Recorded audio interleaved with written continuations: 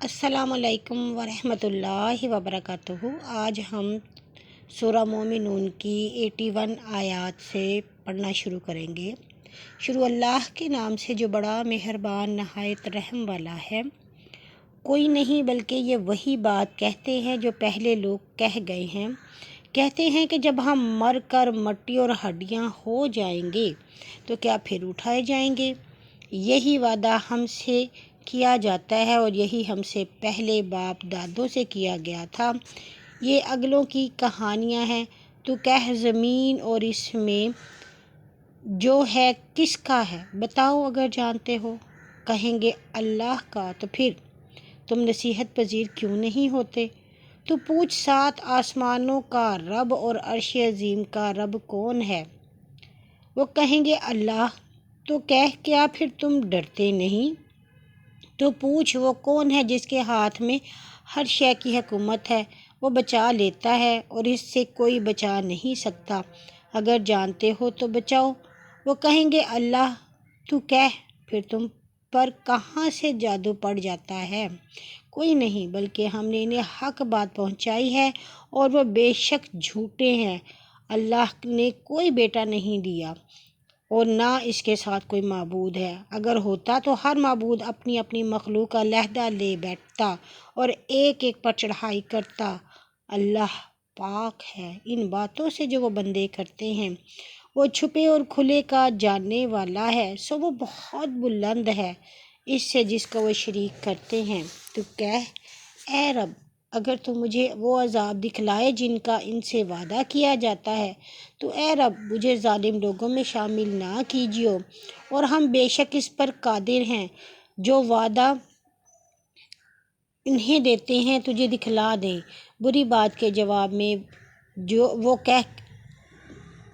جو بہتر ہے ہم خوب جانتے ہیں جو وہ بیان کرتے ہیں۔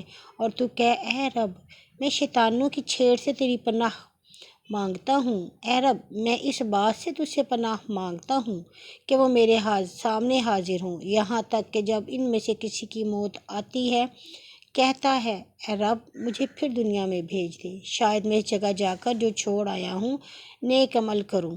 ہرگز نہیں، یہ ایک بات ہے جو وہ کہتا ہے اور ان کے آگے برزخ ہے اس دن تک کہ مردوں میں سے اٹھائے جائیں گے۔ پھر جب سرنگا پھونکا جائے گا تو اس دن ان کے درمیان نہ نسبت ہوگا اور نہ ایک دوسرے کو پوچھے گا۔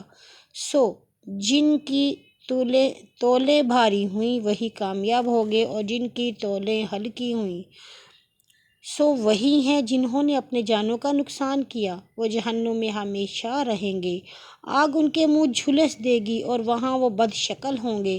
کیا میری آیتیں تمہارے سامنے پڑھی نہ جاتی تھیں پھر تم انہیں جھٹلاتے تھے؟ کہیں گے اے ہمارے رب ہماری بدبختی ہم پر غالب آئی اور ہم گمراہ لوگ تھے۔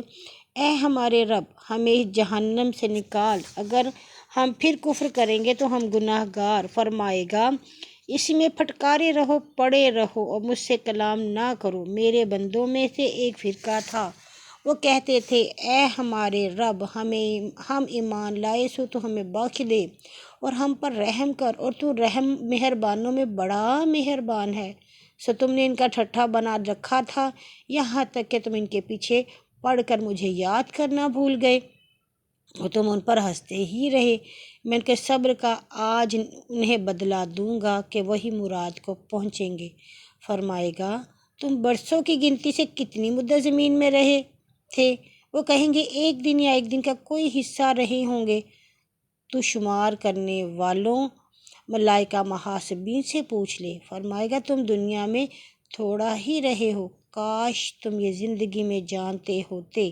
سو کیا تم نے یہ خیال کر رکھا ہے کہ ہم نے تمہیں بے فائدہ پیدا کیا ہے اور تم ہماری طرف پھر نہ آؤ گے؟ سو اللہ سچا بہت بلند ہے، اس کے سوا کوئی معبود نہیں، وہ عرش کریم کا مالک ہے۔ اور جو کوئی اللہ کے ساتھ دوسرے معبود کو پکارے جس کی اس کے پاس کوئی سند نہیں ہے تو اس کا حساب اس کے رب کے پاس ہے، بے شک کافروں کو بھلانا ہوگا۔ اور کہہ اے میرے رب بخش دے اور رحم کر، اور تو سب مہربانوں میں اچھا مہربان ہے۔